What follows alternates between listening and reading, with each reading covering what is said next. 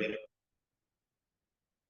I'm now calling the meeting to order, and Elizabeth, would you please conduct introductions? Thank you, Vice Chair Wallner. And just folks probably heard the electronic voice. This meeting is being recorded, so a reminder for everybody. And I'll have folks go around the room first to introduce themselves, and then we'll go to everybody online. So, Ms. Newcomer, I'll start with you. I'm Jody Newcomer. I'm the editor, editor. Elizabeth Edwards, Clean Water Services Chief of Staff. Matt Wellner, Builder Developer Rep 1. Alan Jesse, Agriculture 2. Glenn Fee, Environment 1. Cheryl Lambos, City Manager 1. City Representative, non-voting member. Elaine Stewart, Environment 2. Stu Peterson, Business 2.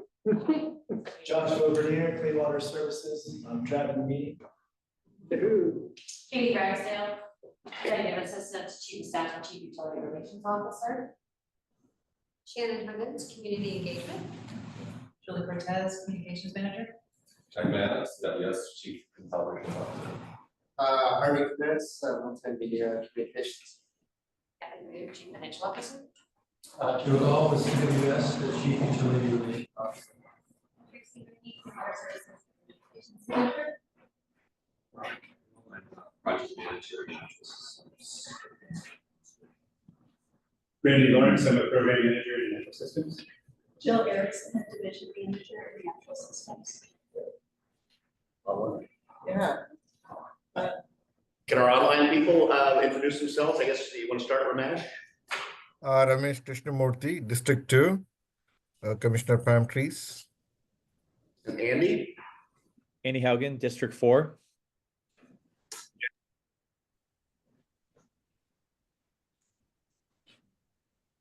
Jennifer? Hi, Jennifer Damiani. I'm just joining. I was invited by a friend who's presenting. Great. Thanks for coming. Rebecca? Hi, Rebecca Shell, District 1. And Ashley? Hi, Ashley Farrell, Business Rep. Great. All right. Thank you very much. Our first order of business is to select a chair and a vice chair. And so now I'll open it up for discussion. CWAC bylaws require an annual selection of chair and vice chair. And so do we have any nominations to discuss? Ms. Lane, I'd like to nominate Terry Song as chair. do I have a second? Second. Are there any other nominees? Hearing none, all in favor? Aye. Aye. Aye. Aye. Aye. Aye. Okay. And as far as vice chair, do we have any nominations? Elaine? Shrinking violet that I am. I'd like to nominate Glenn Fee for vice chair. Glenn, would you do us the honor? I've thought about this for quite a while, so 3 minutes, I'll accept. All right, great. Thank you very much. So I guess all in favor of Glenn as vice chair? Aye. Aye. Aye. Great. That was easy. And just for folks to know, while Terry is not with us this evening, he did express interest. No, We did not. Fabulous. Okay, and I guess unless we have anything else there. Nope. Okay, then the next order of business is to nominate and confirm budget committee members. And we've gotten some interest from a couple of individuals. I think Alan Jesse, you said you might be interested, correct? Correct. Are there others in the room that might be interested, or others online that might be interested in participating in budget committee? And we might get a little bit of a teaser from our CFO. Oh, okay, sorry about that. No, but I'm excited that there's already an interested party. You for it.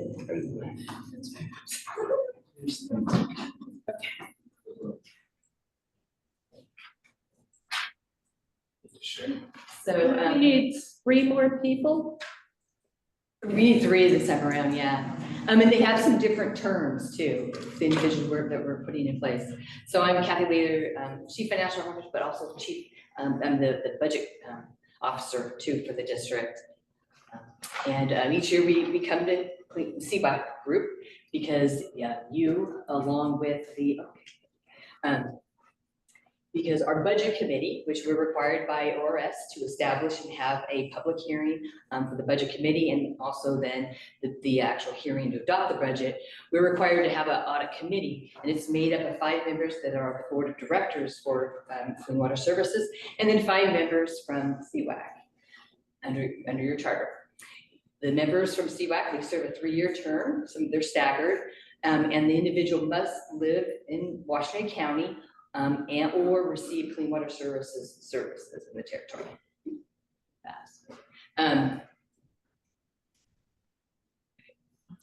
This kind of gives you an idea of the timeline and what the budget committee looks like for 2025. I'm here today, January 8th. We're looking for some nominees for the committee. On January 28th, we plan to go to a board work session and present those nominees to the board. And February 18th, the board will then do an official motion to appoint those members, the new members to the board. April 18th, we'll be issuing out our proposed budget document. So this, I brought along an adopted budget, but the proposed budget looks pretty similar to the adopted budget. It's a pretty big document, a lot of information in it, but that would then be distributed to the budget committee members. And then the plan would be to meet May 9th for the budget committee itself.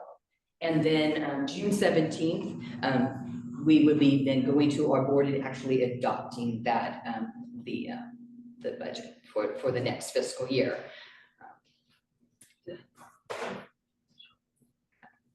So this is just giving an idea. In 2024, this was the makeup of our CWAC budget subcommittee. We have 2 members that were coming off on 9/30/2024. That's Alex Vaughn and Matt Roller. Mark Farrar, he still has, there's a short term, it goes, ends on 9/30/2025. And then, who's that? He's stepping down. So those are, yeah, and Elaine.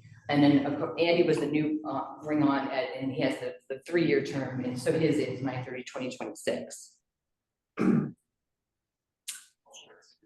So right now, so Mark has stepped down from his position. So now we have 3 positions that we're trying to recruit for. One of them being Mark's, so it has a shorter term, it has a 1-year term for 9/30/2025.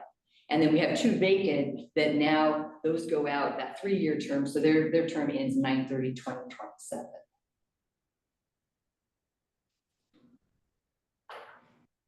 Well, I have 2 questions for you. Can you hear me? Yes. So the first thing is, so the active participation is only on those 2 meeting days, right? For the budget committee and the public hearing. Are there any other meetings and times that are required of the members? Yeah, no, at this time, just obviously the prep time up to the budget committee meeting, the budget committee meeting itself. And then if the chair would go and present at the adoption of the public hearing there for the adoption of the budget. But yeah, normally it's the committee itself, it's that one requirement. And then also, as you know, like this last meeting, I came back and presented a little bit about, the budget process and where we were at for year in 24, just to give an update. So I do that related to the budget, but that's for the whole CWAC. Okay. And the second question was, you mentioned an audit committee, does this committee perform both functions? No, sorry, when I said that, I'm delving into more. So no, the audit committee is a separate group that we are. It's a separate group. Okay. Yes, this is complete. This is the budget committee for clean water services. Yeah, no, thanks. I'm willing to fill one of these parts for this year.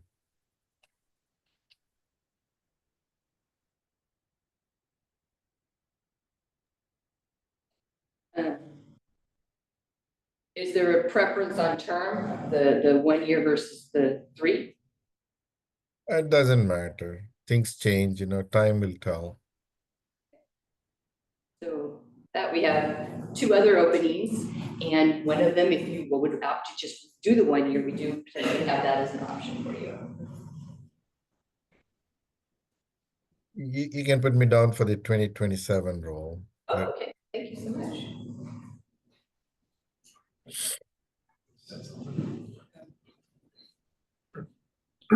Michelle says, I'm unavailable on both June 17th and after 2 p.m. on May 9th, but I'd be willing to serve for a term that begins after 9/30/2025.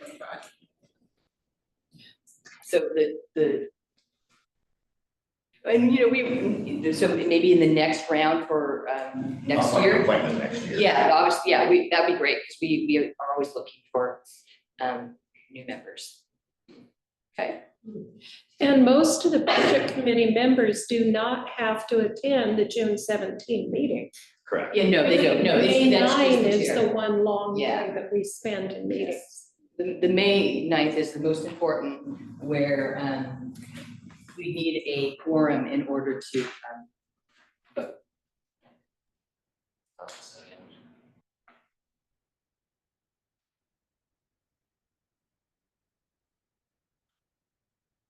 So you have 2 and still need 1. Yeah, so we have 2. I think we only have 1, right? 2? I think Alan was Terry, okay. Okay. So it sounds like because Terry's not here, he's also a potential viable candidate. Okay. Okay. No, but if there's nobody else that wants to volunteer, Terry has said that he would be willing to serve there as well. So, but I guess it sounds like Alan, you'd be willing to serve. Yeah, Oh, So that Alan would like to do the ended 2025 term. the 2025, okay. Yeah. I think Terry's maybe done it before, if I remember right, but if he's willing to do it again, that's fantastic. Unless there's anybody else that wants to volunteer. Who else isn't here? Yeah, I think, He just resigned. so I guess with that, we can I get a motion, or do we need a motion to nominate Ramesh and Alan and Terry as our 3 new budget committee members, with Alan taking the 2025 term and Ramesh and Terry taking the 2027?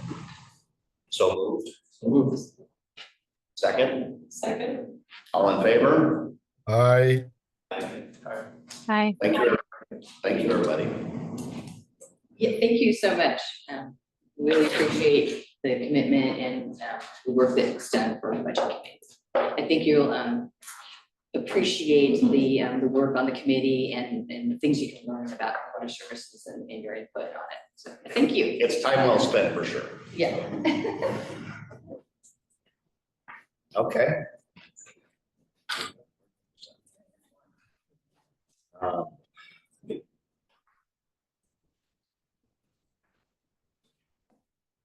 Okay, next on our agenda is the 2025 state and federal legislative agendas. And so I'd like to bring our government relations manager, Tracy Rainey, up to talk about our 2025 federal and state legislative agendas.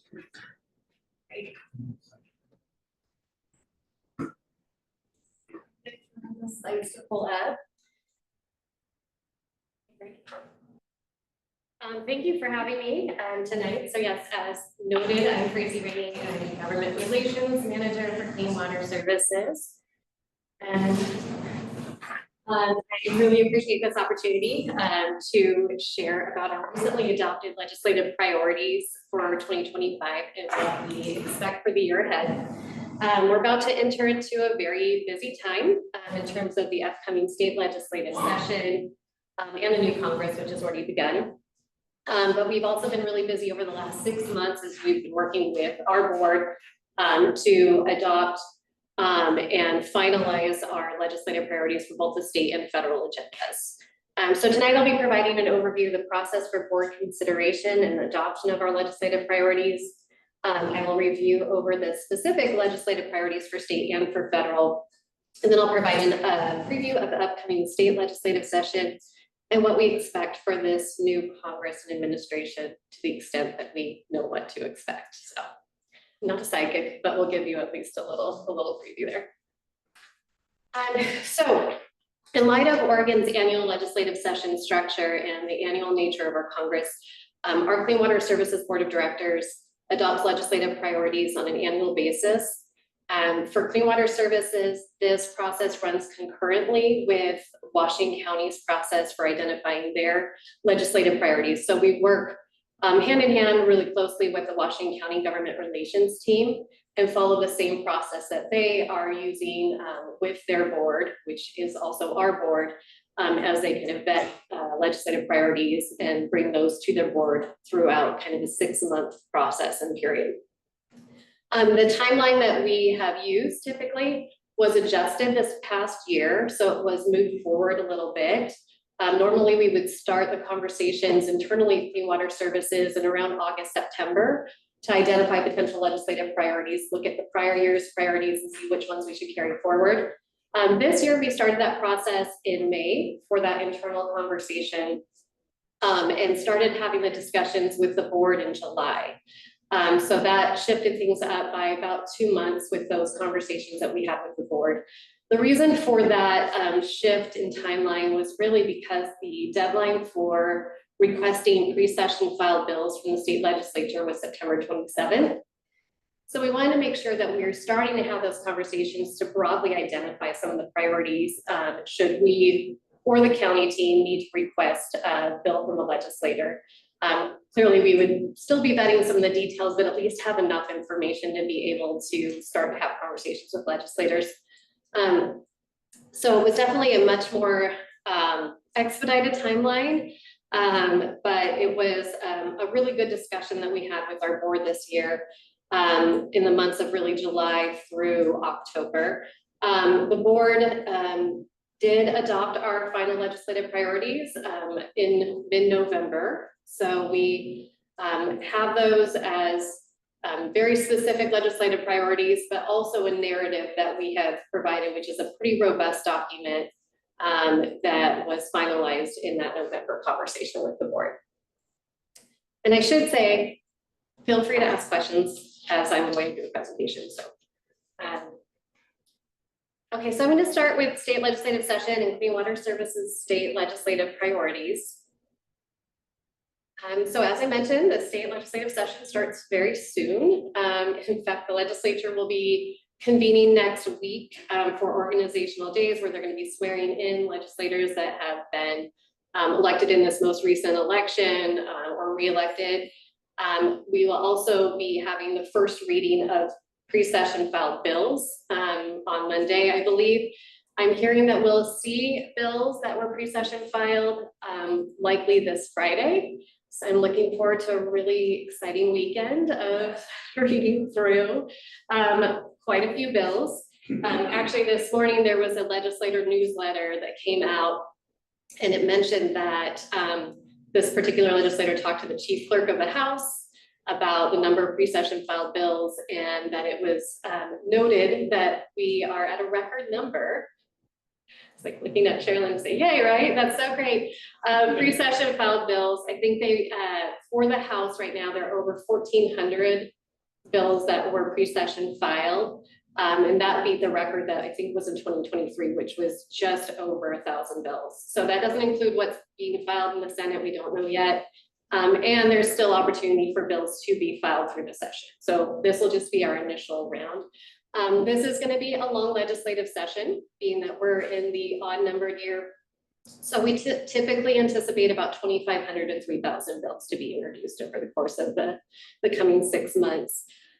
Being that this is a long legislative session, we'll also be dealing with agency budgets, which will be a big topic of conversation for each agency as they work through identifying priorities that have been approved in the governor's recommended budget. The GRB, the governor's recommended budget, came out in early December, so gave us at least a pretty good idea of the funding priorities that we'll be advancing this session. Agencies submit their request budget. We see what comes through and is approved in the governor's budget. There are definitely some key focus areas for the governor that were reflected in that budget. So what that means now is for agencies that didn't receive funding approved in that budget, that we will be doing some advocacy work to try and add back things that we see as critical investments. for those agencies. So in terms of some of the key issues, yeah. Just a quick question, if you're not gonna get to this later. Key partners like DEQ, are there holes in the budget that you think you're gonna have to be working on for them? There will be some, yes. There always are for our natural resource agencies. So I think we're used to those conversations. I was just talking to Rob Manuel about this, but their hands are tied. So agencies are not allowed to advocate for anything outside of what the governor has recommended in her budget. And so that's where they're leaning on the stakeholders really to have those conversations with legislators about adding back pieces of the budget that didn't make it through to that final governor's recommended budget. So we'll certainly be having those conversations. And we will talk a little bit about that where it comes to DEQ's budget in particular. Some of the key issues that we expect to see taking up, I think, quite a bit of bandwidth from the legislature this session. Housing production continues to be a huge priority and big conversation. During the December legislative days, we saw committee bills that were being introduced. I was really anxious to see what housing bills were going to be introduced, and what we saw was about 20 placeholder bills. So a lot of studies related to housing, which just means that they're going to be amended with something at some point. So I expect a lot of bills, and we'll see what, kind of what ideas are brought forward this session. Behavioral health is going to be another big key investment this session of expanding that, getting through some of the licensing backlogs for workforce. Transportation package is going to be a really significant lift for this session. They are expected to hopefully bring forward, they'll definitely bring it forward, but they should pass hopefully a transportation package. K through 12 and early education as well. So those are kind of the big items that we see. I think they're going to take up, again, a lot of bandwidth for the legislature this session. As I mentioned, so key dates, January 13th, organizational day. So we're kind of starting next week, really, though the session begins the following week officially with committee hearings starting. March 21st and April 9th is a really important deadline. That is the deadline for policy bills to make it through the first chamber. So House bills need to make it through House policy committees by that time. So we will see a number of bills that don't make it through that process and don't make it by that deadline, and it'll narrow the scope of what we're focused in on and worried about. So for those bills that we're supporting, we're going to try and make sure they get through that process. For those bills we're not excited about, we're going to hope that they don't make it through that process and don't get scheduled. And then there's that second May deadline for those bills that did make it through the process to get through the second chamber process. So the House bill will need to make it through Senate Policy Committee. There's budget committees, revenue committees, rules committees where that deadline does not apply, but for the majority of policy bills, those are really important deadlines. And then June 29th, Constitutional Sign Day, they can go no later than 160 days. So that is the date that we will absolutely be out of the building. And I should note again, just in the dynamics of this legislative session, the Capitol is still under construction for seismic renovations. And it is really, I think, affecting the overall just environment of how people are working together in Salem. We were just talking to Representative Ken Holmes' office, and he said, if you need me, talk to me in the mornings, because we're going to get out of the building in the afternoon and work remotely. Because it's really confined to a pretty small space with a lot of lobbyists, a lot of legislators, not a lot of power outlets. So it makes it really difficult to kind of get your work done in the building. So that will still be at play. In terms of the makeup of the legislature, the Democrats got a supermajority in both the House and the Senate. Supermajority is 3/5. So for the House, that's 36.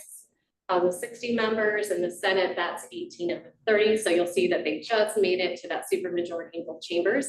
That is notable because 3/5 is what is needed for passing new revenue raising measures. So for any new taxes, revenue raising measures, they will not need a bipartisan vote on those pieces. So it changes the dynamic a little bit about leverage conversations and where those do and don't occur. One thing that was really interesting, I think, is that we only have 9 new members in the House and only 2 members-ish in the Senate. We actually have more, but a couple of them were staff for recent senators, and then a couple of them have served in the House. So really, when you look at brand new people in the legislature, we're only dealing with 11 brand new. We have not seen that for some time. We have seen a lot of turnover. And it's nice in that sense that there's a lot of education in trying to get people up to speed as they learn both the legislative process, how to work in the building, and then learning about particular policy issues. So I think we're starting from a really good place, especially in the committees where we engage most frequently, where we don't see a lot of turnover of new members. So we don't have to do that initial one-on-one getting to know you, which I think is going to be helpful for the session. In terms of leadership, relatively new speaker, Representative Fahey. She had her first kind of turn at the gavel during the short session. So this will be her first long session as speaker. House Majority Leader Ben Woman from Tigard. Always great to see somebody within our service territory who's in that type of leadership position.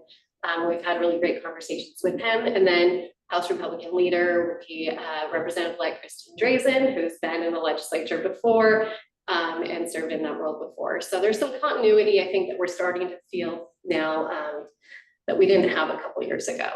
In the Senate, we will have Senate President Rob Wagner returning.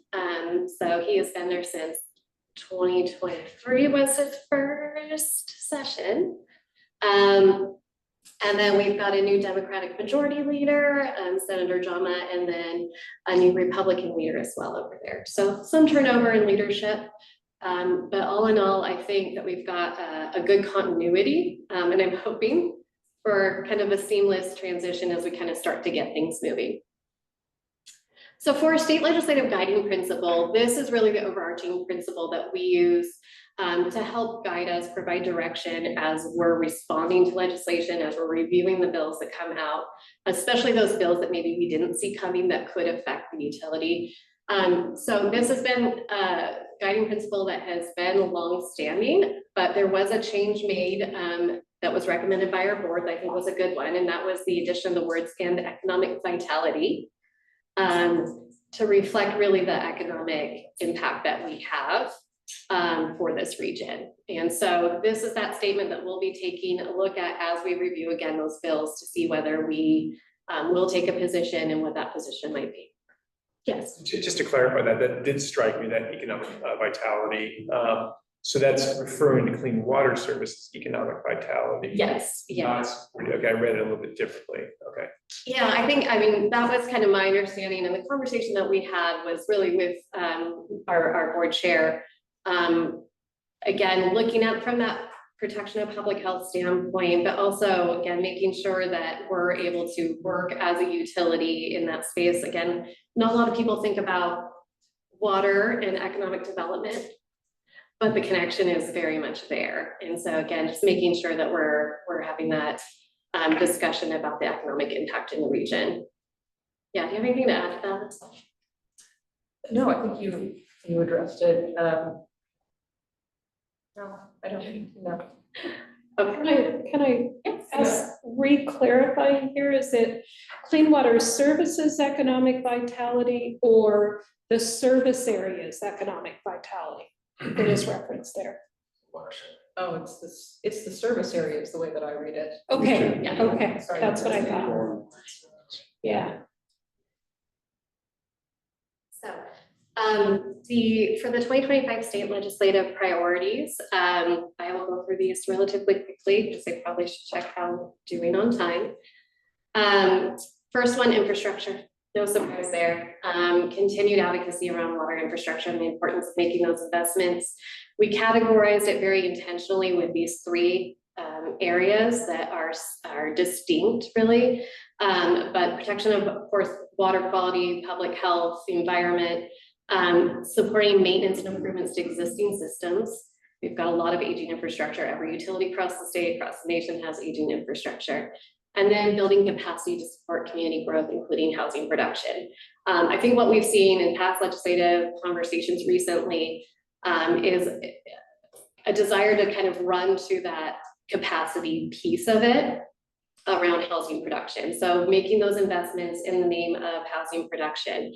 What we want to make sure is that it's really a three-legged stool, that we're not ignoring those investments in existing infrastructure, needs to be maintained and upgraded and repaired, as well as making sure that we're able to invest in those key projects that are advancing, environmental protections and protecting public health as well. So making sure they don't lose focus on all those things that we could do with investment.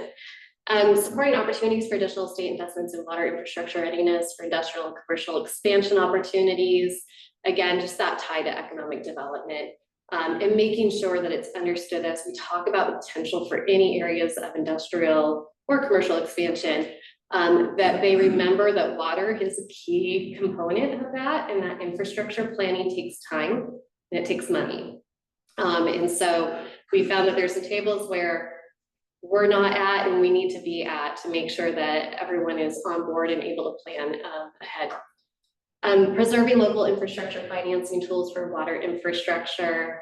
This comes up a bit in housing conversation around SDCs, in particular, our system development charges. And we are really funded primarily with rates and with system development charges.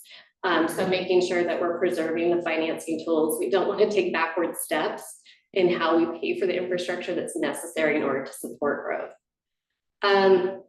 The last one here, working to ensure sufficient funding and service levels for the Department of Environmental Quality's Water Quality Division.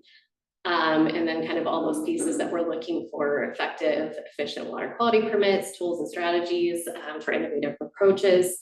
Again, DEQ's budget is just not a rosy picture going into this session. So we're working really closely with the Oregon Association of Clean Water Agencies, Special Districts Association of Oregon, and League of Oregon Cities to really identify those areas that didn't make it through that agency request budget process and governor's recommended budget process, to try and get add backs into that budget to, again, make sure that innovation is not easy on the agency. But it's really, really important.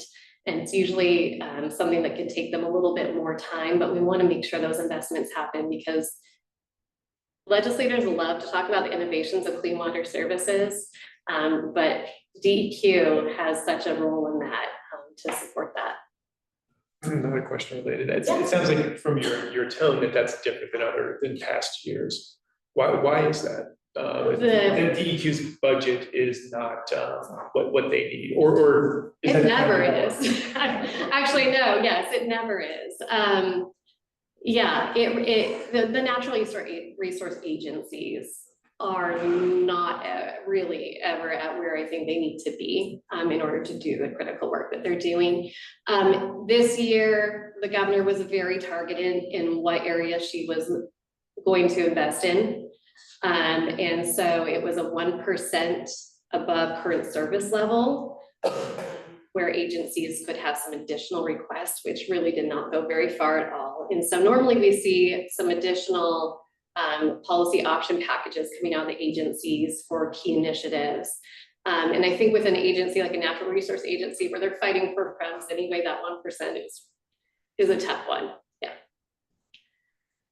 So let's see. Water reuse. We're going to be working again in the space. I don't really see any time soon when we don't have reuse on our legislative agenda because there's a lot of work to be done. There was a bill in 2023 that required DEQ to update their regulatory framework. That was a really important, critical first step to getting us where we need to be, where the state is looking at water reuse not as a waste, but as an actual beneficial resource for the state. So they're doing that work now. A position was funded from the 2023 bill, but DEQ was not able to fill that until this past July. So those funds will expire at the end of this biennium, so end of June. And so we'll be advocating in that bill, and this is one of those pieces that wasn't in the DEQ budget, we'll be advocating for that position to be continued so that we have somebody dedicated to doing that water reuse work, identifying barriers, ways to further promote water reuse across the state. Supporting policies and investments to promote resource recovery, including renewable energy production, nutrient recovery, and water resources. This is actually becoming a really exciting area. There's going to be a bill on industrial symbiosis. There were a lot of legislators that went over to Denmark, and then there was a second trip where real technical people got to go over and see the industrial symbiosis work that's being done over in Denmark, of really looking at how do you take things that would be waste and repurpose them for other nearby entities or industries. And so things like water reuse for sure comes up, nutrient recovery, energy production. So there's going to be a bill that's probably going to be a pilot to try and help further promote those types of projects. And so we're engaged in that conversation. Supporting efforts to enhance water utility responsiveness, efficiency, resiliency. You're going to hear about Emerald Ash Borer again a little bit. So, but we are engaged in this, and that ranges from things like Emerald Ash Borer, cybersecurity, any conversations really that would help promote our resiliency and effectiveness. There's going to be a lot of PFAS conversations this session. So we'll be talking a lot about emerging contaminants. A bill that has been introduced for prior sessions on that would be funding for OSU to sample biosolids and to understand kind of the life cycle and the occurrence of PFAS and biosolids will be introduced again. There's going to be some source reduction bills that are introduced, and then a bill around, and I think this is on another slide coming up here, but on what's called AFFF firefighting foam that will phase that out and also look at how do we dispose of the AFFF that is existing right now in the state. And then final one here, promoting housing production. So funding opportunities and efficiencies and policies that will help promote housing production while ensuring protection of water quality and public health. So we are finding ourselves engaged in housing production conversations. It's taking actually quite a bit of time to kind of really look through all the different policies considerations that are coming forward, but certainly things like stormwater is an area where there's a lot of conversation from the development community and ways that we could be more efficient in some of those areas. So we always remind them the permit comes from the Clean Water Act, so we do need to make sure that we can implement the permit, and that is our number 1 priority. But if there's other ways to be more efficient in that space, we are open. So any questions on those? There's a lot to cover. Any questions? So at the last session, I think under SB 1537, there was the funding opportunities for cities for infrastructure that would further housing. Can special districts qualify for those funds too, or are they just city driven? So there the broader, there were a couple kind of pieces in there. So yes, we've been working with Business Oregon on the new infrastructure kind of funding program that they're looking at and what those criteria look like. And yes, special districts will be eligible, which is really good news. That has been a conversation that we keep having, which is don't forget about the special district utility providers. And also don't forget about capacity investments. They're looking for a lot of site-specific investments that serve a particular development, but making sure that the pump stations are upgraded, making sure the trunk lines can, do have the capacity to support that additional growth. So yeah, that's a good question. Okay, so some of the anticipated state legislation that we know of, there's more that's I couldn't fit on the slide. I already mentioned the reuse bill. So we're going to be working really closely with Oregon Association of Clean Water Agencies to advance that legislation this session. PFAS biosolids, as well as some of the other bills that I mentioned around PFAS. Industrial symbiosis, the pilots. There will be a low-income water assistance program funding bill. I believe the number that they're looking at right now is $11 million of state investment to put back into the system that was established and propped up in 2021 in response to COVID. It was using community action networks to get those dollars out, and using categorical eligibility, which I think was really great, where somebody's eligible under SNAP or TANF, then they're eligible under the water assistance as well. There will be an omnibus water package. So some of the bills that are listed above could be folded into one large comprehensive package this session. We're definitely going to see more conversation around water related infrastructure. The legislature put out a water survey recently asking communities to identify critical infrastructure projects. When you take a look at it, it's in the billions of dollars right now. So we are certainly advocating for the projects that we have on our list, but there's a lot of need out there. And then the governor will bring forward a housing bill addressing middle housing infill. And then there'll be a conversation around recreational immunity that we anticipate. There was a temporary fix passed during the short legislative session to make sure there's recreational immunity and jurisdictions open up their amenities to allow people to recreate and making sure that we're protected from liabilities. And so that will be revisited as a permanent hopeful fix. Tracy, does Clean Water Services have an interest in recreational immunity? We do, yes. Our Fern Hill facility in particular is, we all know, a wonderful facility the community really enjoys. But yeah, so that's in particular, that facility is one where we're concerned. Yes. I'm guessing Metro would be a great partner for you lobbying for that, because that's important bit too. It is, and we've talked to Metro about that. Yeah, no, I think, yeah, they're definitely engaged, and also with League of Oregon Cities, we've been working with them and the Special Districts Association. So, yeah, so stay tuned. Why Yes. has this become such a big issue all of a sudden? I mean, it's the last, Oh, I never heard anything about recreational immunity until what, 3-4 years ago, and all of a sudden it became a big issue. Metro was the first one I brought it to my It has popped up. I have a couple stories to tell you offline, but yeah, it's from time to time at a couple sites I manage. You know, one person tried to paddle a canoe over a water control structure, you know, and Yeah, that's your fault, yeah. yeah, so they say, yeah, it's.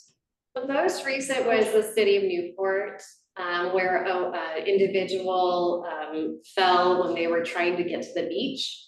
And so it opened up a loophole in the recreational immunity statute. So that's a short way of saying that it got complicated again. I think that was believed there was a fix, and now there's a loophole that was discovered.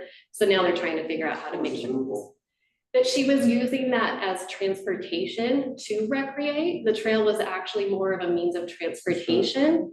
So for trails in particular, it opened up a different question about whether you're recreating or transporting. I mean, that's what your protection would be, right? You'd have to be grossly. No, that's not. So yeah, this one is not a fun, I mean, yes, this has been an ongoing conversation, and I know Lake House, we get really upset about it because they got all these trails and stuff like that, Yeah. and people are falling down and, and suing, and it's just, Yes. it's stupid, in my opinion. I use the same trails myself, that shouldn't happen. But it's a big deal over there.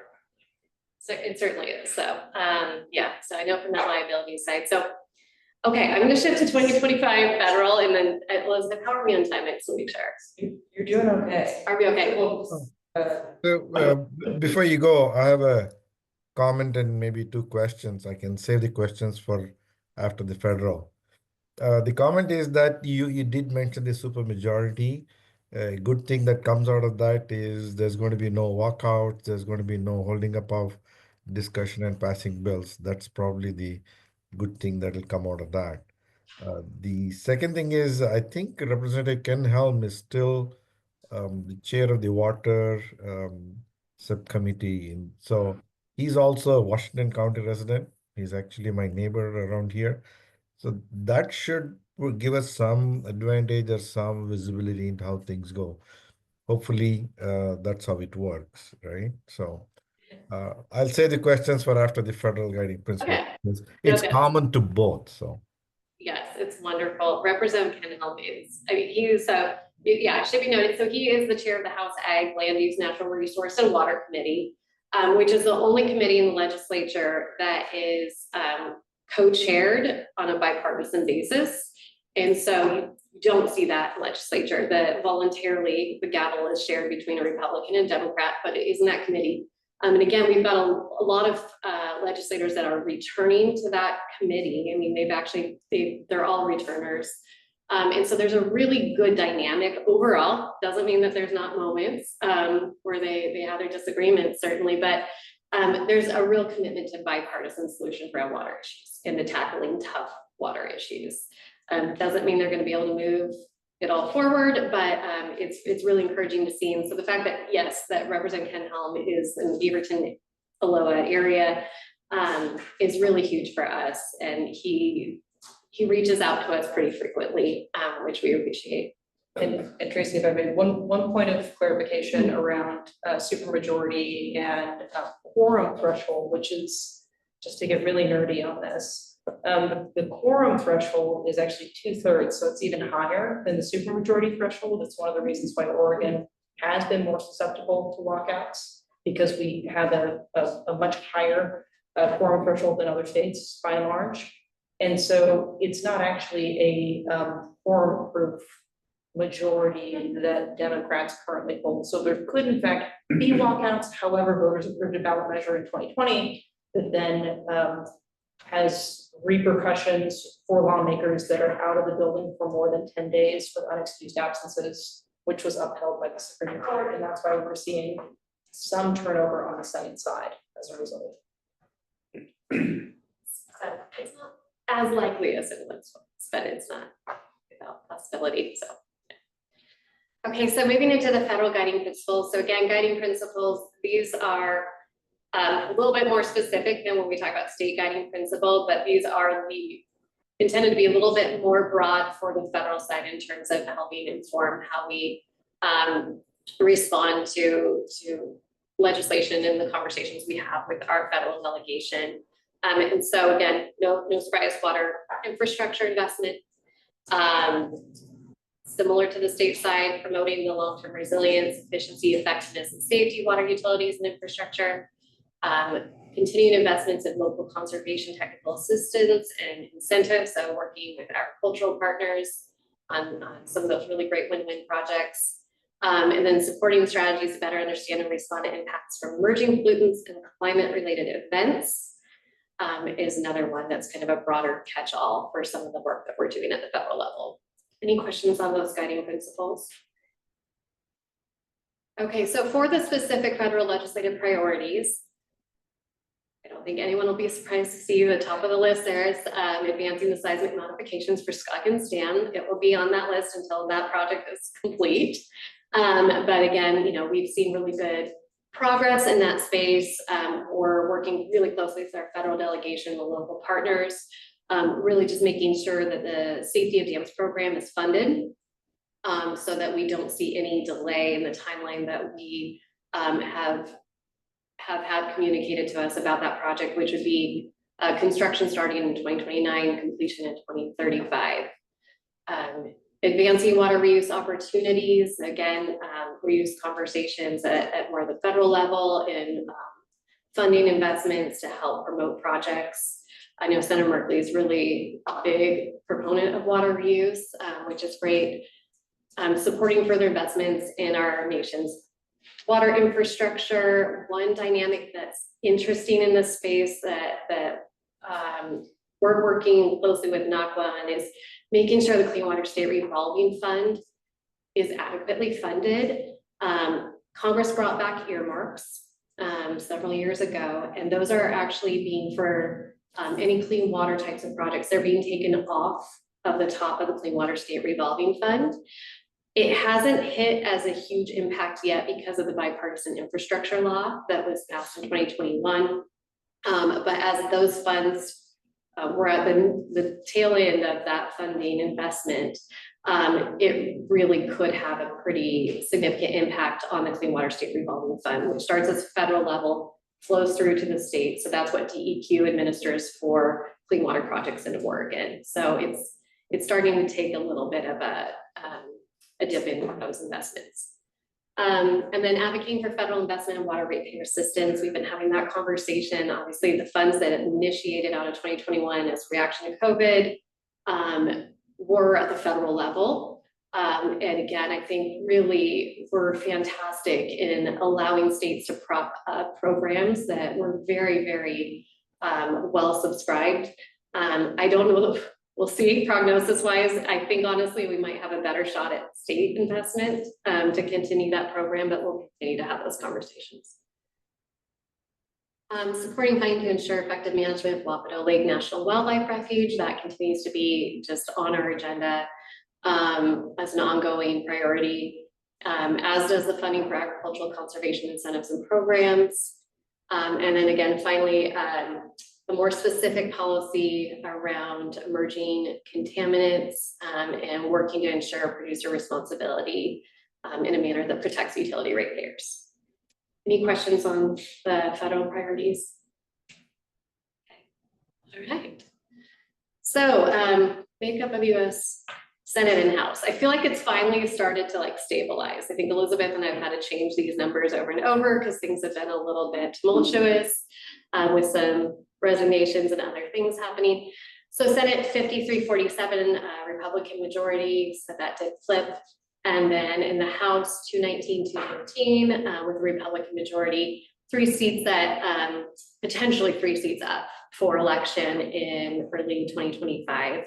1 due to resignation, and then 2 members that are up for cabinet appointments.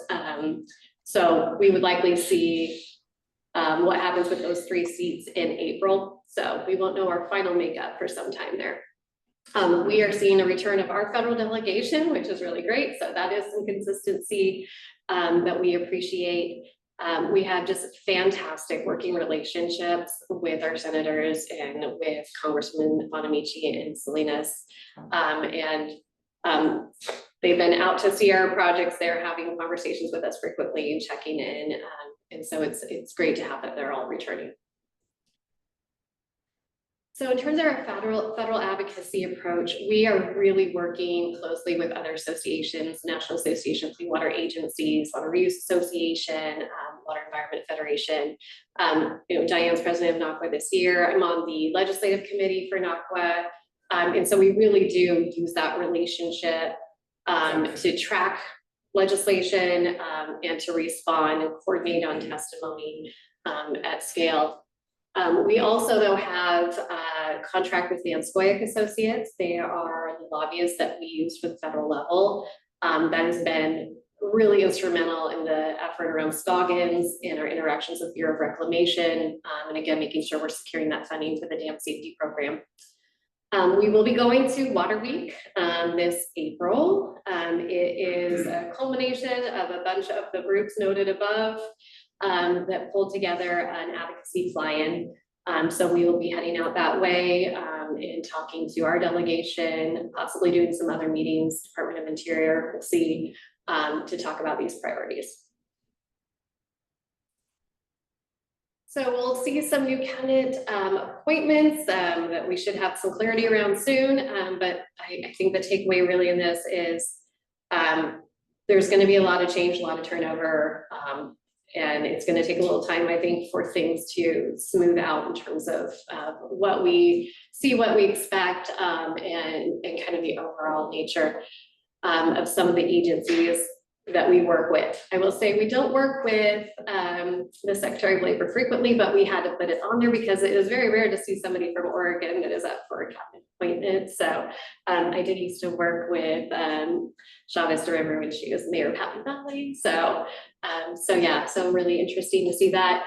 Some of the issues to watch at the federal level, again, federal staff turnover potential, which is going to happen when you see this level of changeover in cabinet administration.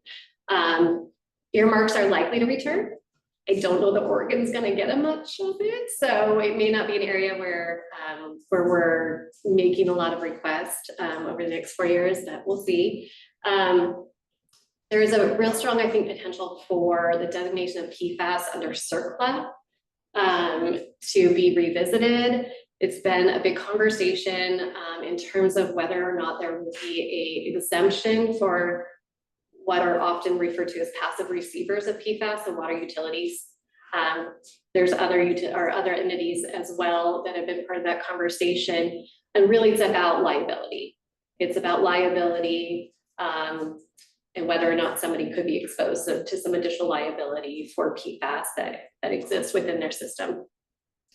Waters of the US is always going to be an ongoing, I feel like there's never going to be perfect clarity around waters of the US in terms of what jurisdiction exists for the Clean Water Act and where it is not.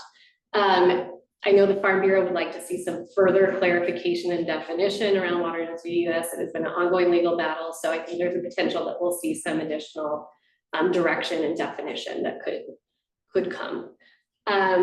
There's a potential for some clawback of funding. I think the Inflation Reduction Act has been noted for funds that have not been appropriated yet. And then 10-to-1 to regulation policy. And in the last Trump administration, it was a 2-to-1. So for every new regulation, that 2 had to go. So they're going to up that to 10, which will be interesting. And it seems like a lot of work to try and get through that and try and eliminate 10 policies for everyone. But that is something that has been noted as a priority potential for the administration. And I think that is it. Goodness. Okay. So thank you. I appreciate your time. We'll definitely be, I believe, back to provide updates on how all of this shakes out, especially in the coming months with the state legislative session. But I think we're really excited. I think we've got a lot of good legwork that's been done. Again, the state legislative session, it's going to be grueling, but I'm excited because I think that there's some real opportunities for us and for the water sector this session. And water just usually doesn't usually get a lot of momentum. And I think that we're actually in a place where legislators are paying attention. So we're really looking forward to those conversations. So any questions? Yeah, if we are not out of time, I have maybe 2 quick questions. One of them you might have answered partially. So I was wondering about the role of lobbyists, both at the state and federal level, how effective they've been and in what areas they've been helping us in some of our legislative priorities. Do you know offhand? So when I talk about our federal lobbyists, are you talking specific to Clean Water Services federal lobbyists? Particularly from CWS. Do you work with any lobbyists at the state level on any bills, let's say, that are of importance or of priority to us? And how effective has that been? Because I'm assuming most of you also attend some of those sessions, give testimony, and you're involved with the legislature, right? Yes. Yeah. Yes. And I am a registered lobbyist, as Elizabeth. So we are both registered, which is always a good insurance policy if you're advocating regularly. Yes, we work very frequently with a lot of different lobbyists. In Oregon, really, it is about relationships and working with other groups. It's very rare that you're going to have success if you're not getting other people with similar interests rowing in a direction, just because there's so many competing interests. So we work really closely again with the lobbyists for the Special Districts Association. They've actually been wonderful at helping us kind of elevate some of our concerns, especially in that housing production conversation, just to make sure, again, that special districts aren't forgotten and that they're understood in terms of being an infrastructure service provider. And yeah, all kinds of stakeholder groups. So everyone really does have a lobbyist, it feels like, to some degree. Somehow they're represented in those spaces. And when it comes to the federal level, having someone on the ground in DC for conversations, it's very rare to get a one-off bill passed, but you might be able to get something tucked into a larger bill or to get advance notice of something that's coming down. It's really helpful to have someone that is stationed in DC. Yeah, and no, thanks for that update. The second question may be rhetorical. If it's rhetorical, please excuse me, you can ignore the question. So this is about, I think even in the 2023 legislative agenda stuff, we had a whole list of bills that we were either promoting or supporting or we wanted to pursue, right? Is there a general idea of some kind of a scorecard where we can say, hey, these were all the bills that we pursued, that we supported, we went after, and how much of it got done versus how much of it didn't get done? I'm more interested in the state level because federal level, it's more unpredictable than the state level, right? What do you think? Yes. No, and I can pull up, if it's helpful, I think last presentation, I think, where we did kind of the post-legislative session kind of debrief. But yeah, certainly in areas like reuse, again, I say it'll continue to be on our agenda, and it will, because this is going to be incremental work. It's going to kind of move the ball really forward in a meaningful way. But, you know, for the 2023 session, we saw, I think, really good momentum around reuse, and we did pass a bill, which was really huge. But now we're taking another bite of that apple. But yeah, I can definitely, if it's helpful, to send out that list of kind of what progress we've seen, just to give a good kind of benchmark of like where we've been and what areas we still have room to work on. I can certainly send that out. Yeah, I think just to follow up on Tracy's comments, the starting point is the agendas that have been approved by the board. We don't know the full universe of bills.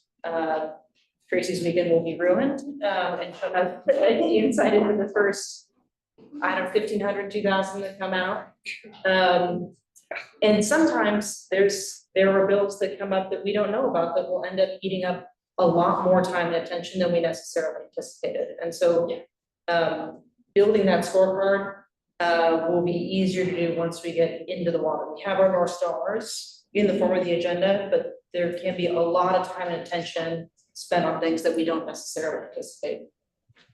Yeah, for example, Scaggins Dam for the 2025 federal session. How much traction will we get on that would be a good score to keep, right? Yeah, we can definitely provide that updated information. We will be back again to provide that updated information as session comes to a close. So my husband's a lobbyist, so our weekend in our house, it's just our 14-age daughter who has to survive us reading through all those bills and probably having some reactions to some stuff too that we see. Yeah, we'll soon need a lobbyist to lobby you. And I didn't catch that. Lobbies to lobby you. Oh, yes, yeah. That happens. So, okay, well, thank you all, appreciate it. Thank you, Tracy. Yeah. All right, our next agenda item is presentation on managing emerald ash borer impacts. And if our presenters can come up and introduce themselves, that'd be great.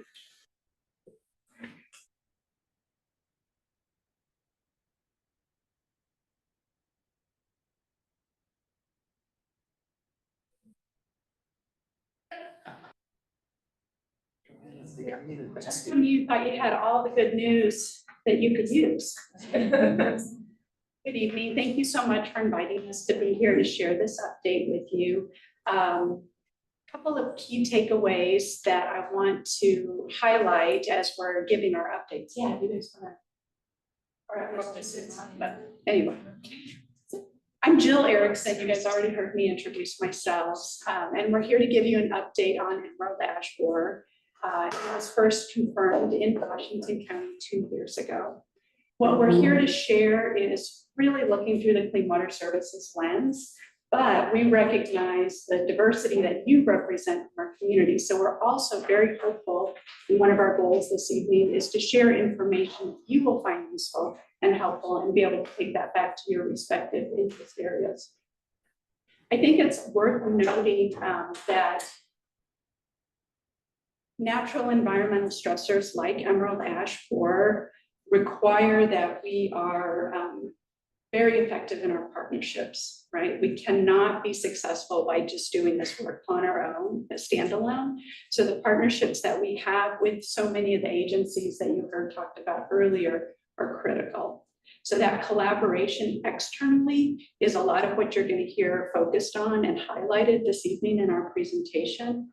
But it's also really important to note how important that internal collaboration is.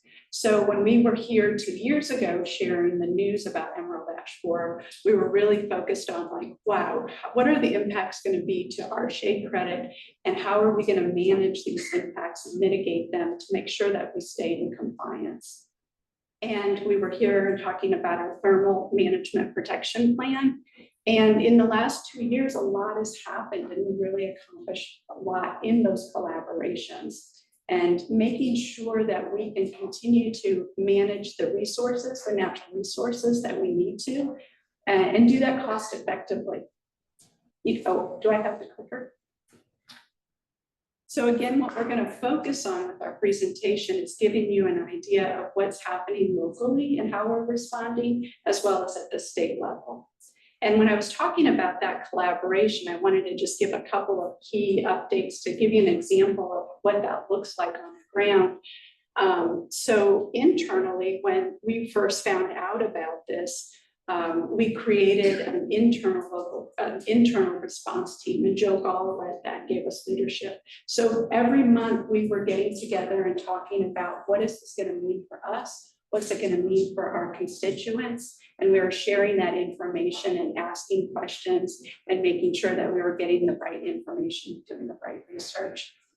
Collaborating between natural systems and communications and community engagement has been really, really important. And that's also what I want to make sure that you guys take away from our presentation this evening. So without further ado, I'll just turn things over to Randy. Thank you. Excuse me. Hi, thanks for having us back 2 years later to give you an update. In talking to Julie actually earlier today, there's one clarification that we need to make. As you look at the bug up there on the top of the screen in the vial, it's an emerald, so a green bug that attacks ash trees. It doesn't attack emerald ash trees, which aren't a thing. All ash trees is a big fan of. So our Oregon ash that are native to Oregon, all the North American and European ash trees are all preferred by it. Oregon ash is a very desirable one. Which is a problem. So I'm here to give you a quick update or just a background on what's happened since it was first introduced in the United States and where we've been, and then Julie and Rob will talk a little bit more about clean water services, outreach, and partnerships. 2002 is when it was first detected in Detroit. Hey, can I interrupt you for can you share what you're presenting on the screen? Oh, yes, absolutely. Sorry about that. Yes, thank you. I'm gonna back it up so you can see that bug. I can. Thank you for speaking up.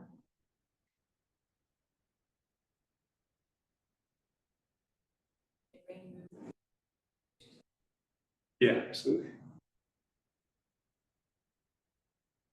Are you able to see that? Not yet, it's still now yes, I can see it. Thank you. Great, thank you for letting us know. Always So the again, troublemaker.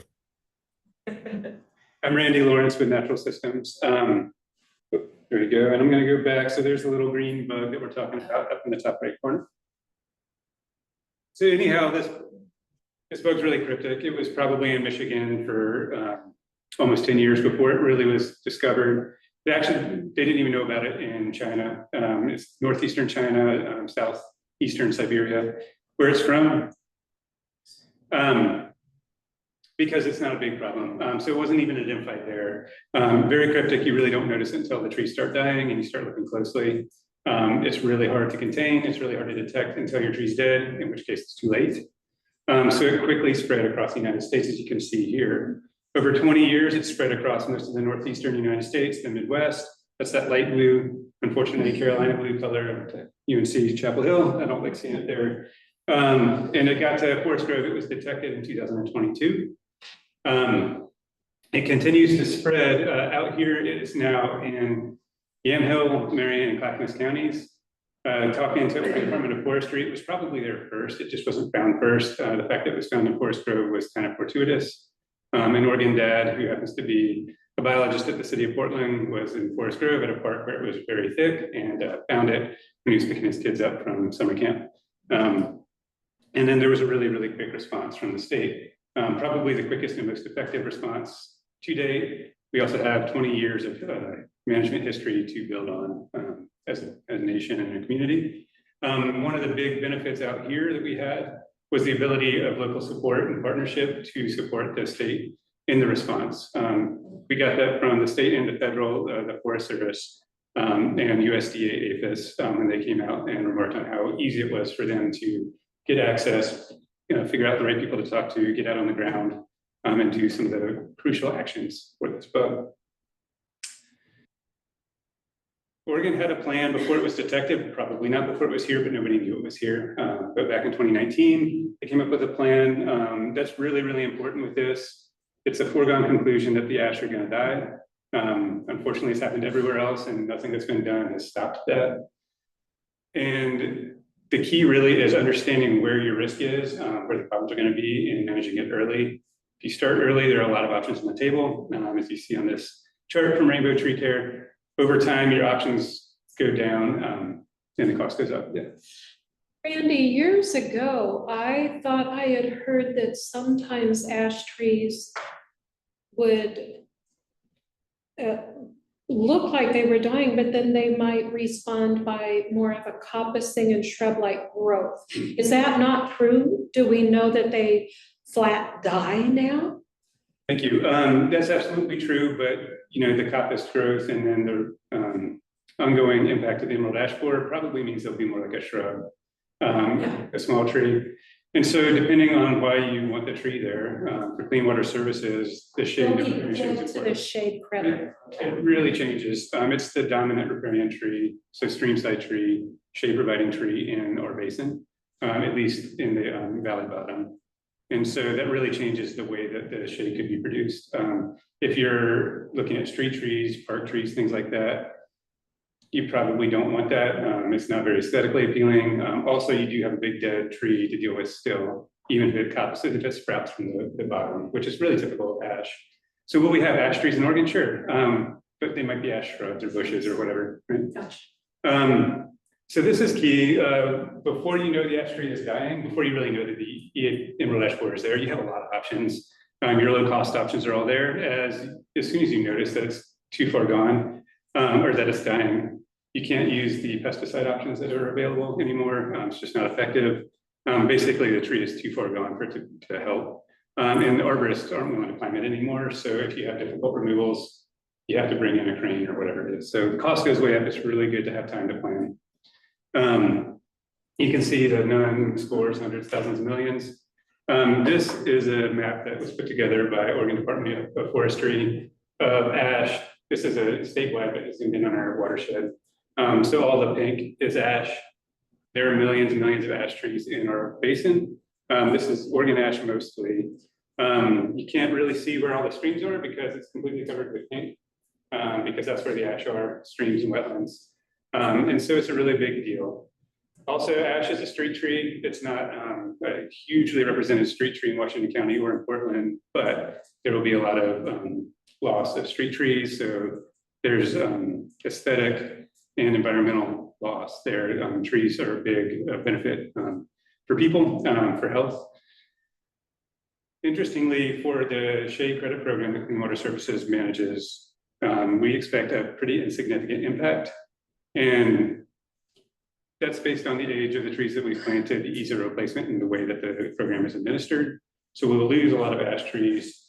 Overall, it'll be relatively easy to replace this with other species. And the way that the program operates is based on the ability to create shade over the streams.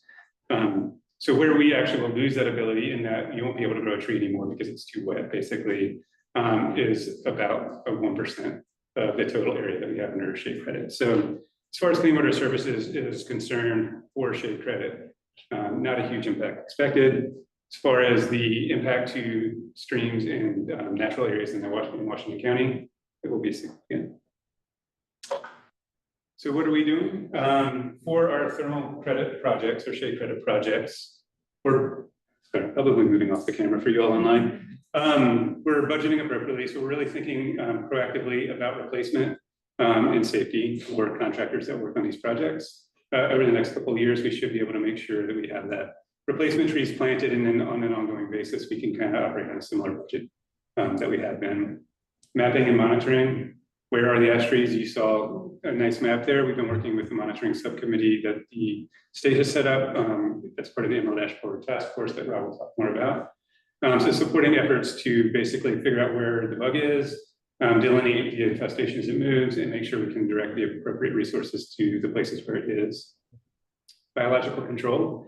There's actually been some little tiny wasps. They don't sting. The stinger is turned into a little ovipositor, so it lays eggs on the larva, eggs, whatever it is. There's 4 different species of biocontrol approved in the United States. 3 of them have been released here.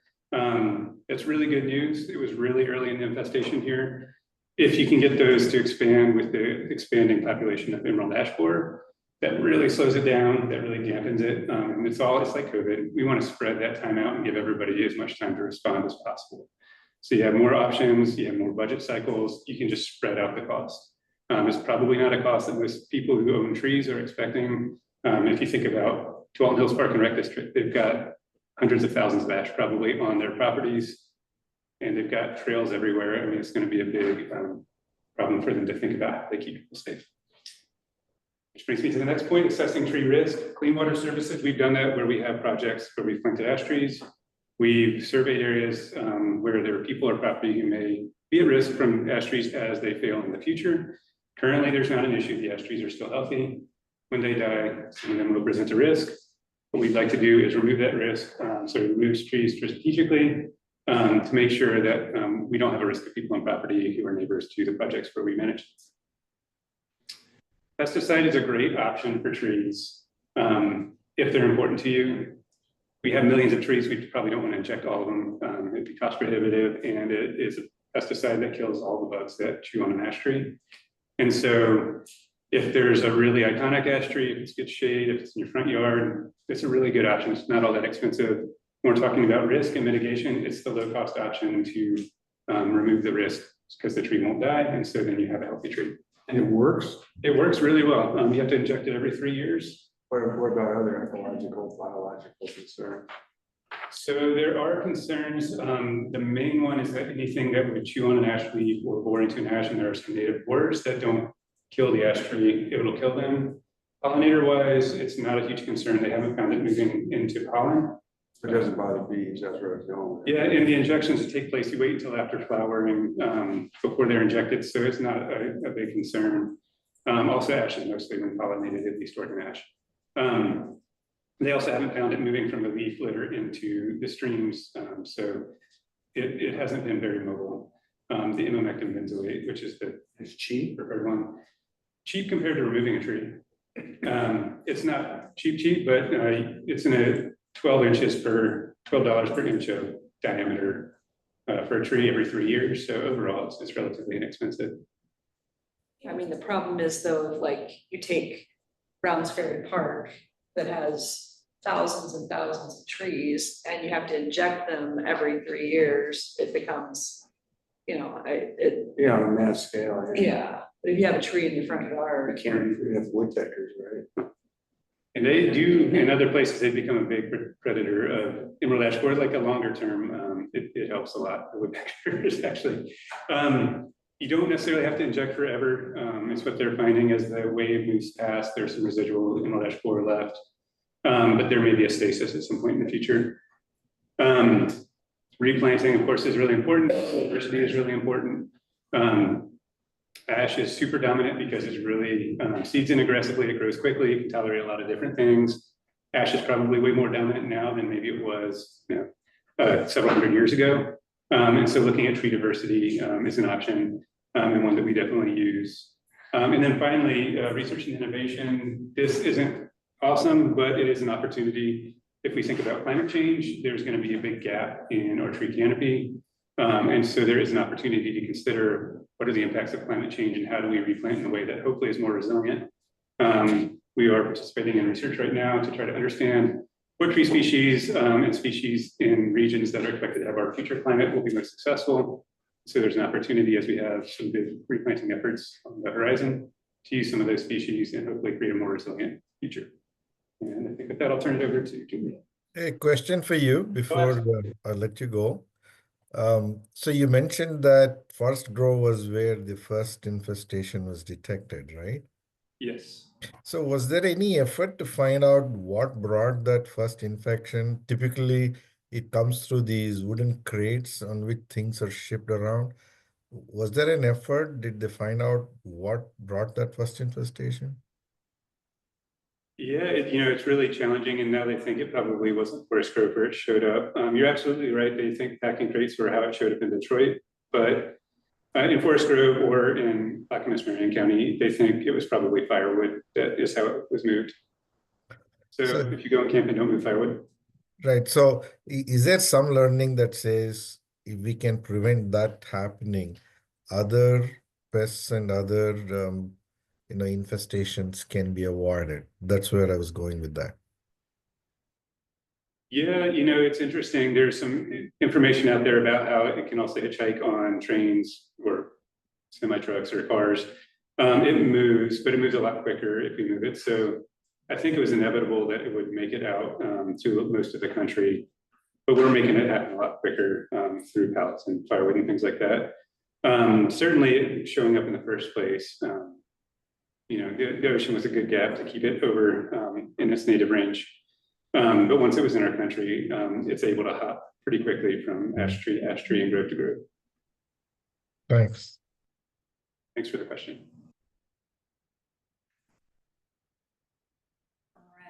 Cortez, and I only have a couple of slides, so I think I will be pretty quick. I'm talking about the local coordination effort. And as you see here, we worked with Tualatin Soil and Water Conservation District, ourselves, Tualatin Hills Park and Recreation District, Metro, several of our partner cities, and ODF, and also ODA a bit as well. And all came together. You see, CWS was actually part of mobilizing this local response group, recognizing how important partnership was going to be. And that included 2 subcommittees of technical folks, so arborists and foresters and conservation technicians and stuff who work here, and with our partners, and then communication staff like myself and educators and trainers. And we collaborated to create an interagency charter that clearly outlined the purpose and the organizational roles. And that was really important with so many partners to make sure that we had clarity on what we would and would not do in the course of this partnership. We also created a materials matrix, kind of outlining the materials we're going to need to communicate about how to slow the spread and how to respond to emerald ash borer in the region. So, and as a result of this collaboration, we actually had an early response plan that then brought federal funding to Oregon via ODF. So that was a really key part of this partnership as well. From my part, I was involved in the communication side, and over the last couple of years, we had several in-depth sessions to kind of build out messaging for multiple audiences, and they were used with printed materials, web and social media content, and for earned media opportunities. Getting these stories out into print and into the news media in general. This subcommittee also identified little pop-up opportunities such as last winter's kind of severe winter storms. I don't know if you remember how many trees fell during that. Well, that was a lot of wood that could potentially get moved outside of, say Washington County or other areas. And so it was an opportunity to kind of really quickly respond and start putting messaging out there about how to keep that spread in check by properly disposing of those trees or leaving them in place if they went down. And then in May of 2023, we hosted Oregon DEQ at Fernhill for a test of emissions from what's called an air curtain incinerator, or an ACI. So I'm pretty excited about this technology, and it can be used to ensure that EAB does not survive burning. And it also creates stuff called beneficial biochar you can actually use for potentially enhancing ecological sites, soil quality, and everything like that. And that test was actually covered by the local media, which also gave a chance to raise awareness. And CWO staff are really interested in the additional benefits potentially of these ACIs in terms of creating that biochar and other potential uses. And we are going to be hosting ODF this time in the spring for another kind of test and demonstration, I believe at Tualatin River Farm, and we will get information out to CWAC about that once we have more of it, because that'll be pretty exciting. And we've also been kind of working with ODF and advising on this new statewide EAB web kind of hub for information that will also include regional resources and information about EAB as it continues to kind of pop up around the state. And they expect that they're going to have that ready to launch by early spring. And as EAB has been increasingly detected outside of Tualatin River watershed, kind of charter and scope of the response group has been changing to be like, the focus has changed a little bit like that, and ODF is now taking the lessons from that partnership out to the state.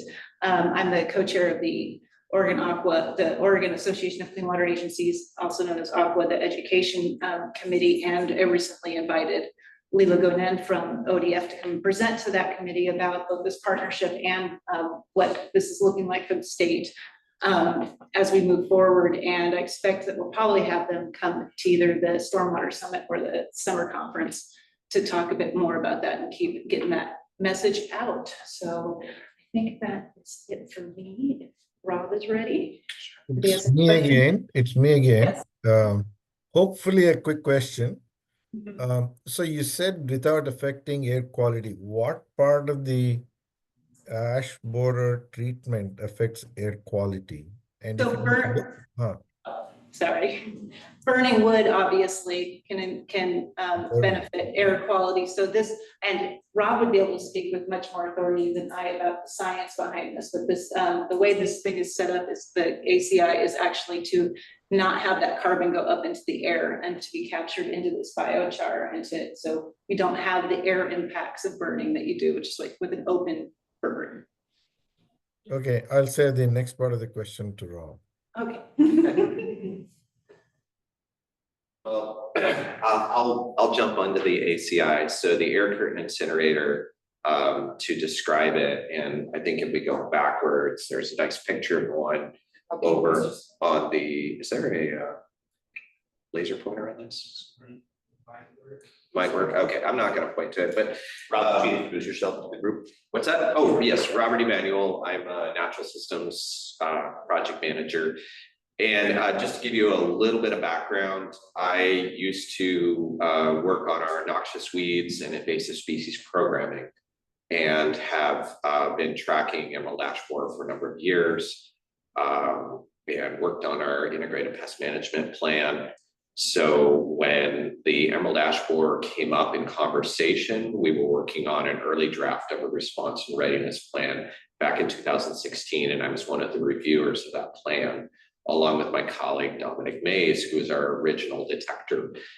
He is the Oregon dad who showed up at a camp to pick up his kids in Forest Grove and said, "Oh, those trees look really sick." So he and I are both very familiar with this, and then that was sort of the snowball that led to Washington County being interested in this and working with Clean Water Services on this. So, but back to the ACI unit, on the lower left-hand side is the ACI with a little excavator next to it. It is essentially like a controlled dumpster fire. It is a large box that runs very, very high heat in it, and then runs an air curtain across the top. And running the air curtain across the top, it intersects and traps all of the particulate matter that you typically see in smoke that is right now careening across the Southern California sky. That is being trapped, and then you get a different level of oxygen in the burn, and you get a different level of carbonization of the wood, and that generates into this very high carbon wood that we call biochar. It's not quite a charcoal briquette, but it is a very effective trapping of carbon in the wood, and it can be used as a byproduct for a whole range of activities, including water quality improvement. It can be used to improve soils. Potentially has some great qualities about it, but early in the exploration of that, one of the key issues when it comes to dealing with emerald ash borer is that the cities in the East and the Midwest where emerald ash borer first appeared, where they had a large amount of wood very quickly. Thousands of trees went down, city trees, in particular ash trees, which were all over city streets in North America, went down very quickly. You needed to contain that wood and figure out what to do with it. A lot of people chipped it. There was a lot of wood waste that was moved around, unfortunately moved the insect around. So one of the lessons learned from the Midwest where the emerald ash borer first was detected is to not move the wood, to keep the wood close to where you found it, where the insect is located, and to effectively kill the insect while you're processing all that wood and making that waste much smaller, tidier, and more hopefully useful for other uses. So that's kind of the ACI story. More to come on this. Hopefully we'll be back to talk more about this later. I'm here to talk about the kind of the mothership for the local effort. The mothership was the response and readiness plan that I just alluded to from 2016. It was republished in 2019. Very fortunate that Oregon developed one of these. We developed it because the state knew that the emerald ash borer was not an if, it was a when. Most invasive species, unfortunately, are a when, not an if, because they move quickly. They're moved by a variety of vectors being people, animals, transportation, fires, whatever it is, the wind, things move, and many invasives move through water. So as we were detecting the insect across the United States and in Canada, in the provinces, we knew it was only inevitability when it would reach Oregon. So the state of Oregon, led by the Oregon Department of Agriculture and the Oregon Department of Forestry, developed a response and readiness plan. So those two entities are the leads for our statewide task force, and they are also kind of the most important linkages in that partnership that provides so much for the state's response to it. The other major linkages are right here on this slide. Oregon State University gives the orange and black veneer of legitimacy to so much of the science behind the emerald ash borer, and it's very important for getting information out to urban and rural residents of the state. Very trusted resource. I used to work for them, so I'm very much a fan. And USDA is in the role of shepherding our forests. They are very much also the workers on the front line of trying to detect and keep out federally important invasive species. And there is an organization within them called APHIS that manages that. They manage the biological control organisms, including those tiny wasps that Randy was talking about earlier. So USDA has been the one that has been providing us with the wasps to release out here. The US Forest Service has been leading the charge on bringing in experts. They brought in some of our national experts from Michigan and the Northeast, who provided us with some early knowledge on how to manage emerald ash borer, and under the leadership of Oregon Department of Agriculture. And Oregon Department of Agriculture has been the designated lead agency on this. And as we talked about earlier, and as Tracy brought up, Oregon Department of Agriculture is kind of a key linkage, but like many of the state agencies, right now they're kind of sitting at a stasis, which is not a great one for the agency to be able to do a lot of response to emerald ash borer. We'll talk about that in just a second. The key things to kind of crow a little bit about is the state has actually been very, very effective in responding quickly to emerald ash borer. We have had the fastest response of any state so far since the organism has appeared in North America. We started work on what's called slowing ash mortality pretty much immediately. Clean Water Services was one of the major linchpins in that. We worked very closely with our partners at the Tualatin Soil and Water Conservation District and with our partners at Metro. So 3 organizations immediately could step up with a lot of access to land and a lot of access to ash trees to immediately begin constructing what we call a ring of fire. That ring of fire was an area where we both treated ash trees, or we girdled ash trees to attract the insects, because the insects are attracted to stressed out ash trees. And we use that as sort of a marking and a sentinel system for understanding how far the organism was moving. We also used trees that were treated with pesticide near those trees to act as sort of a poison apple. So you bring the ash borers in, the ash borers eat some of those pesticide treated trees, and you vastly reduce the amount of organisms that are going to fly away. And it also allowed us to delimit the range of where emerald ash borer was. We did discover, it moved from roughly a 2-mile square radius to about 4-mile square radius within a couple of years. And then by the end of 2024 monitoring season, we were at a 10-mile square radius. So it does move. It doesn't mean we're going to stop it, but SLAM is about slowing the mortality of the ash trees and detecting it early enough to give cities like Cornelius, Sherwood, Beaverton, Hillsborough, banks, et cetera, the chance to get ahead of it.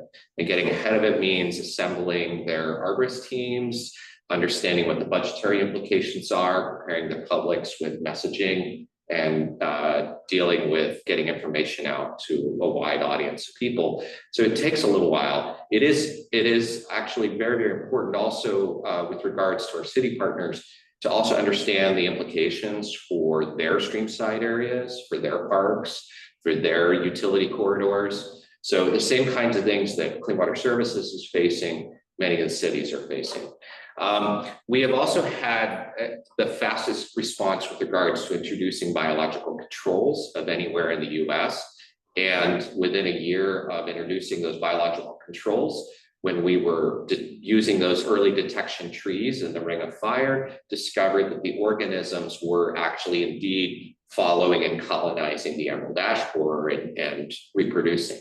So the good news is you may get a system where you get some stability and you get a predator-prey relationship, if you will. So yeah, the idea that the deer go up and the wolves go up and they kind of keep track of each other, the same thing will happen with the wasps and the emerald ash borer. And maybe we're sort of in a state where someday we have a lot of very shrubby young ash that live fast and die young, but they reproduce and they're able to be successful because the parasites, the wasps, are able to reduce their numbers enough to let those female ash, for example, reproduce. So ash don't become an extinction event on the state of Oregon, they become another species that survives.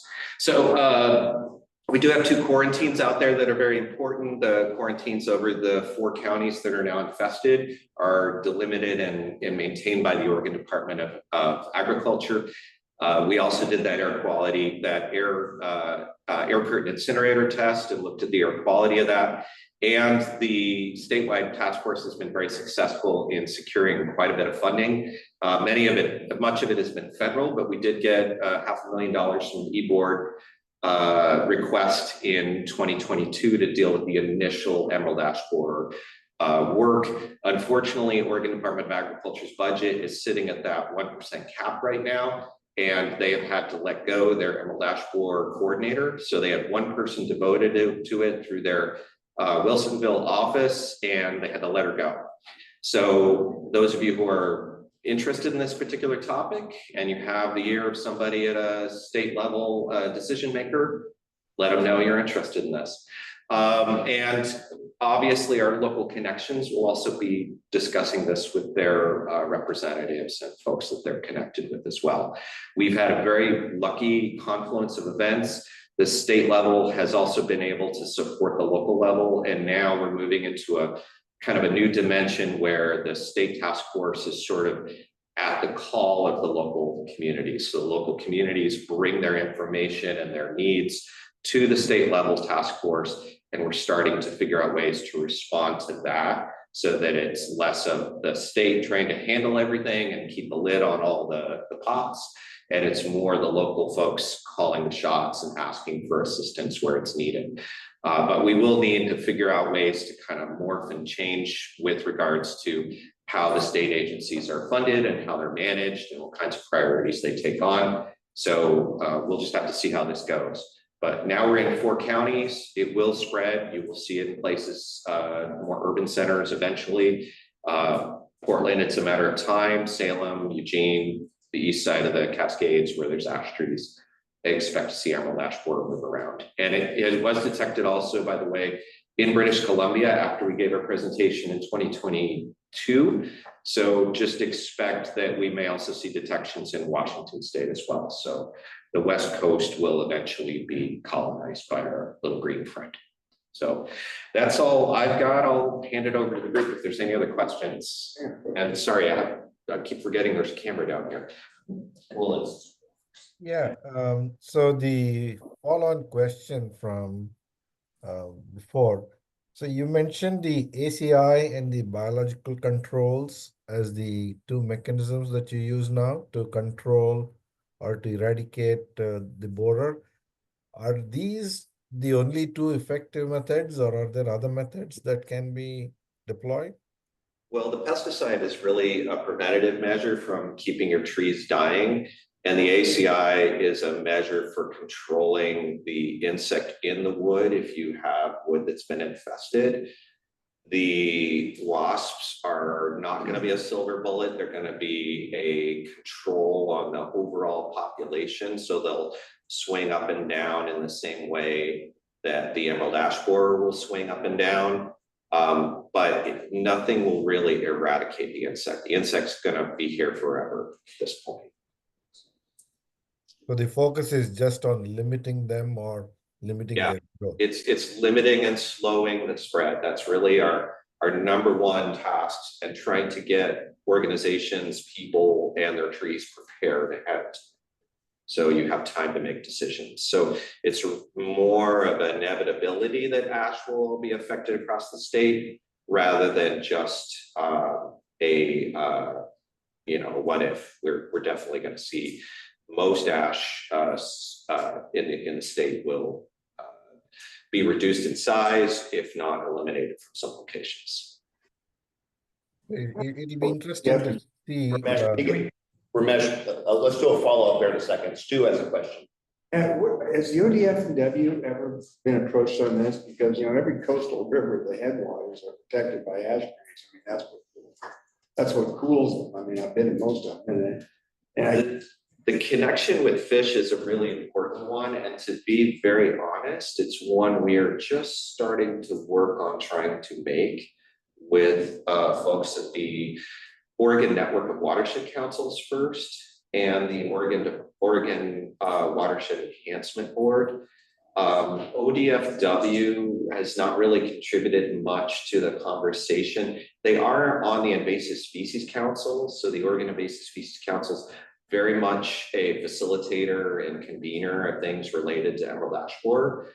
But really the principal organizations have been ODA and Oregon Department of Forestry. And Oregon Department of Forestry, because it's had a line on federal funding through the Inflation Reduction Act and through the US Forest Service, it's been able to kind of take a lion's share of responsibilities on. Oregon Department of Agriculture is more in the detection, mapping, monitoring, and quarantining.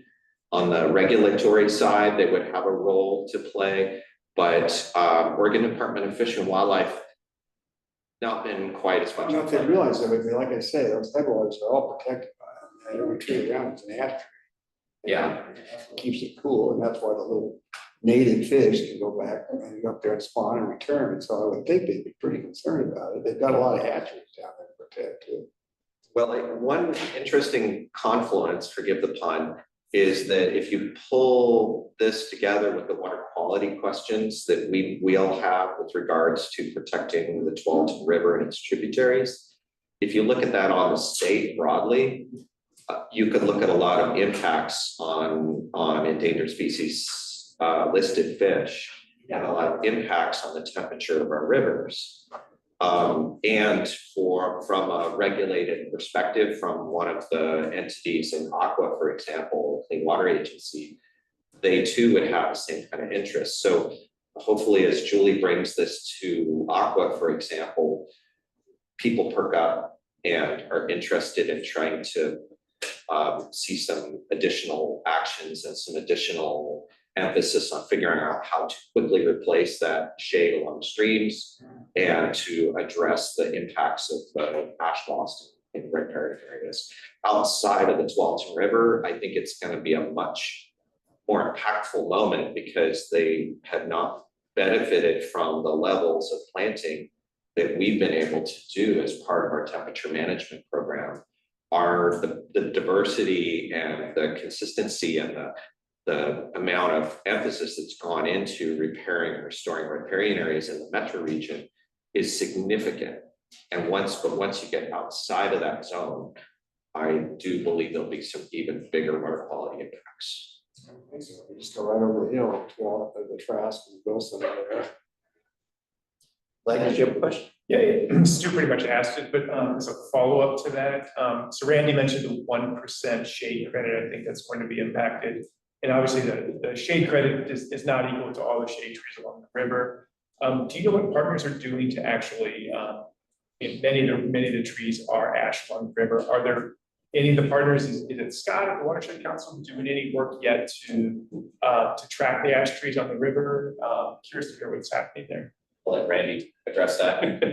Yeah, actually, Soil and Water Conservation District, the 12th Soil and Water Conservation District is working to prioritize the basin based on the expected amount of ash. It tends to be heavier once you get into the flat valley bottom here. And then they're thinking about trying to really proactively reach out to landowners and see what they can do to underplant. It might not be the traditional planting programs that we've engaged in with them, but I think there's a lot of opportunity for proactive planting prior to losing ash, where you have kind of a shelter wood before the ash die, and mostly there's invasives around that they can take over. But Mike Conroy over there, or Bethany, are the people to talk to, and they've been thinking a lot about it. Ashley, you had your hand up. Did we steal your thunder? Maybe not. Ramesh, did you have a follow-up question? No, it's probably more of a think out loud, so I'll save that for some other time. Okay. Any other questions? Thank you very much. Thank you. Very informative. Cheers. Anybody got our zip green Friday? Bring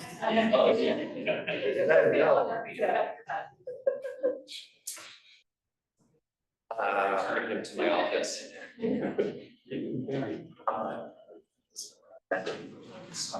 So in the back of your packets, everybody got a summary of last meeting. We're not adopting meeting minutes or the meeting summary. We just want to bring it to everybody's attention that it's there.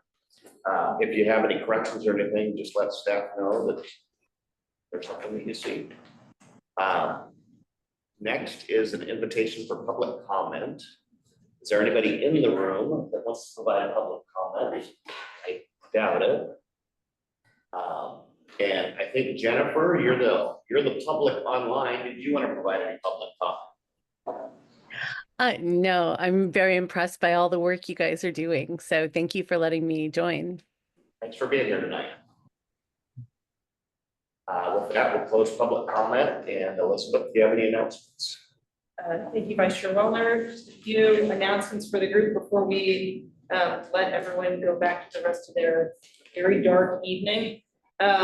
You will have seen in my prior email, no CWAC meeting in February, but we are encouraging folks to go to CWS Essentials. You should receive, if you haven't already, an email from Eventbrite with the invitation. There's one after work hours during the work week on February 6th at ABC. You will also get a tour of the lab. And there's one on Saturday, February 8th at Durham. You'll get a tour of the treatment facility. So same kind of core content, but you'll get a slightly different view of the organization and a different window. Maybe we'll get those invitations out tomorrow on your calendar. And I apologize, in my email description, I think I listed the length of time at Durham as a little bit longer, so you'll see the correct time when you get the invite. Also hitting your inboxes this week, a survey. We want to know how it's going. We want to know how you liked the presentations for the last year. We're doing planning for the next year.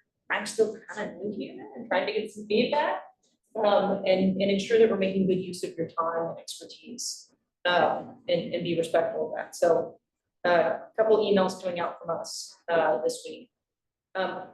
One other announcement, we have been using ceramic plates as a way to try and reduce our waste. We're also trying to look at how we are cost conscious and balance our priorities. So we are looking at other non-plastic alternatives that might not be quite as expensive as the plates that we have. So it might look a little different when we reconvene in March, but just wanted to give a heads up. And if you feel strongly, one way or the other, let me know. I think that's it. Unless staff waves at me that I've forgotten something. Sure, can we, like on the CWS training, if my son wanted to come with me, could I bring him? Okay, I can't promise that he's gonna want to. Sparks. always has. Okay, Yeah, and we'll be, at CVS Essentials, we'll have, hopefully a lot of our new electeds. So with our 12 cities that are in our service area, we were able to look and see that around 24% will be newly elected on the city council. So what we do is kind of unique, kind of different, and a lot of folks see us as being under the radar. So this is an opportunity to provide education. So you might get to meet some new elected officials as well. great. Thank you. And next meeting. Yeah, thank you. One comment I just wanted to throw out there. I'm still kind of digesting and chewing on the legislative priorities in that conversation. One of the things that just struck me, I mean, I understand the need to do the emphasis on economic vitality for the area, but you know, with so much investment in natural systems and so much focus on also a healthy environment and a place where people want to live. I just hope that in the legislative conversations around infrastructure, that green infrastructure and its value from not only aesthetic, but also very pragmatic ecosystem services, if we can use that dirty phrase, is really important also. Anyone else here in the room?